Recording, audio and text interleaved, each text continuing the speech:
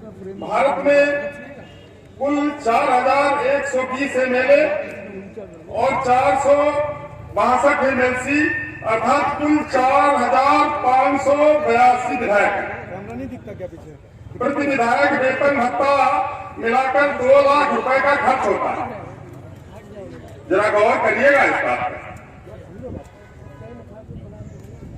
और ये खर्च 91 करोड़ 64 लाख रुपया प्रति माह के हिसाब से प्रतिवर्ष 1100 करोड़ रुपए खर्च आता है।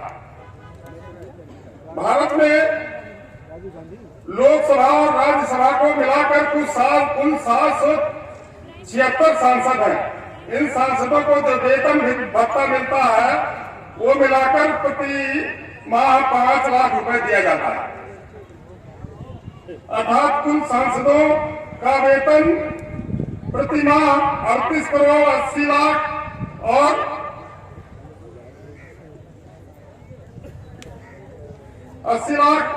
हर वर्ष इन सांसदों को 465 करोड़ रुपए 465 करोड़ 60 लाख रुपया वेतन भत्ता में दिया जाता है।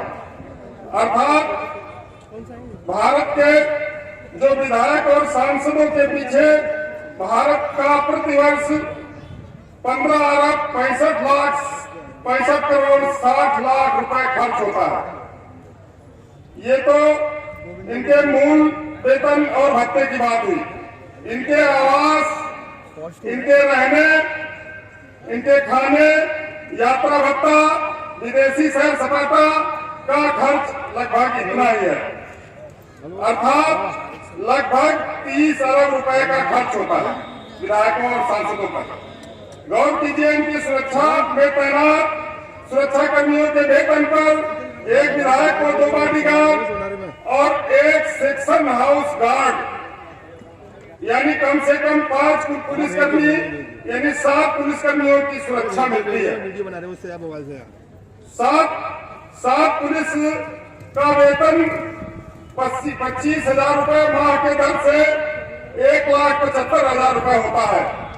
इस हिसाब से 4582 विधायकों की सुरक्षा का सालाना खर्च 9 अरब 62 करोड़ 22 लाख रुपए का है। इस प्रकार सांसदों की सुरक्षा पर प्रतिवर्ष 164 करोड़ रुपए का खर्च होता है। जेठ श्रेणी की सुरक्षा प्राप्त नेता, मंत्रियों, मुख्यमंत्रियों, प्रधानमंत्री की सुरक्षा के लिए लगभग 1600 जवान अलग से तैनात हैं, जिनका सालाना खर्च लगभग 776 करोड़ रुपए बैठता है। इसी प्रकार 27 नेताओं की सुरक्षा पर हर वर्ष लगभग 20 अरब रुपए का खर्च होता है। अर्थात हर वर्ष नेताओं पर कम से कम 50 अरब रुपए का खर्च होता है। इन खर्चों में राज्यपाल, भूतपूर्व नेताओं की पेंशन, पार्टी के नेता, पार्टी के अध्यक्ष, उनकी सुरक्षा आदि का खर्च शामिल नहीं है। यदि उसे भी जोड़ा जाए तो कुल खर्च 100 अरब रुपए हो जाएगा। अब सोचिए, प्रतिवर्ष नेताओं पर 100 अरब रुपए से भी अधिक का खर्च है। बदले में गरीब लोगों को क्या मिलता है? मैं बात को इसी जगह से समाप्त करूंगा और लंबी बात है क्योंकि हमें बहुत कम समय दिया गया है। तो सवाल ये उठता है कि देश के नेताओं पर और एक विधायक पर 2 लाख रुपए महीने उसका भत्ता मिलता है, उनका तब खर्चा पूरा होता है। ये गंभीर सवाल है और वो बात संसद में पास हो जाती है और कोई भी विपक्ष का नेता इसकी खिलाफत नहीं करता। कभी देखा है, कभी सुना है? मंच पर साथी नहीं बैठे हैं, कोई कह रहे कि किसी ने भी बुराई नहीं की और वो सारे पैसे पास कर लिए उन्होंने, जबकि किसान को जो बात आज तक उठाई नहीं गई और मोर्चे ने भी बात नहीं उठाई हो संसद में, क्योंकि मैं किसान यूनियन का व्यक्ति हूँ। माननीय ईश्वर चंद्र त्रिपाठी भी हमारे साथ बैठे हैं, जो जम्मू में भी लड़ रहे थे 10,000 किसानों के साथ में। वो मैं भी मौजूद था, वो सब मैंने देखा है, वो सारी हालात देखी है। और ऐसे संघर्षशील साथी का इस मंच पर बहुत स्वागत है। साथियों, संसद के फैसले के मुताबिक जब लेवी के भाव निश्चित किए गए, उस टाइम 40 पैसे लीटर डीजल था, 76 रुपए किलो गेहूं था। 1 किलो गेहूं में लगभग 2 लीटर डीजल ले लेते थे। 1.25 कुंटल में 1 साइकिल मिल जाती थी। 1 कुंटल में 1 कुंटल सरिया मिल जाता था। 1 कुंटल गेहूं में 2350 गुम्मा मिल जाता था। 1 कुंटल 52 किलो 600 ग्राम में 1 ग्राम 12 कैरेट का सोना मिल जाता था। ये 67 का हिसाब है। और आज 5.5 किलो गेहूं देने पर 1 लीटर डीजल मिल रहा है। ये किसान के भाव मारे गए और उसकी हत्या की गई है।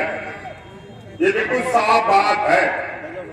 ये बात वो 3 कानून जो आंख की किरकिरी है किसान के, वो तो जरूरी है, लेकिन मुख्य बात जिस पर माननीय ईश्वर चंद्र त्रिपाठी जी आप भी लड़ते रहे, आपकी बात का ज्ञान में है, लेकिन वो बात जो बात पुरानी है वो बात उठनी ही चाहिए।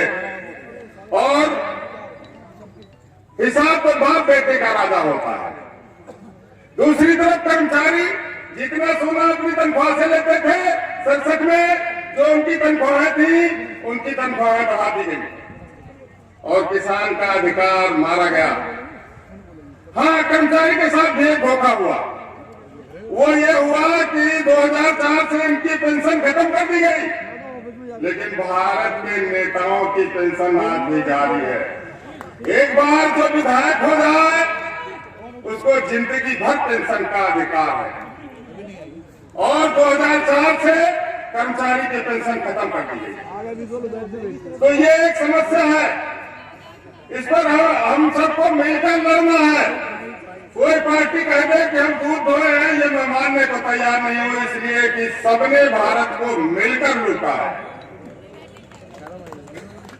और हर पार्टी जब एक पैसा बढ़ाया जा रहा था, हम इतने कम पैसे में गुजर करते हैं और आपको 2 लाख रुपए चाहिए, एक संसद को 5 लाख रुपए चाहिए और किसान को रोटी ना मिले, इस पर तो भाई हम झगड़ा करेंगे, लड़ेंगे और जीतेंगे भी। ये लड़ाई है किसान की, जो आर्थिक लड़ाई है, क्योंकि योगी जी का कहना है, एक पत्रकार पूछ रहा था जो अपने मुख्यमंत्री है, उनसे पूछ रहा था कि तुमने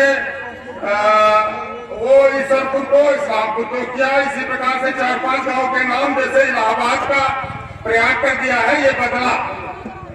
तो पत्रकार कहने लगा कि आपने ये बदलाव क्यों किया? तो योगी जी का जवाब था कि ये सांस्कृतिक आजादी की लड़ाई है।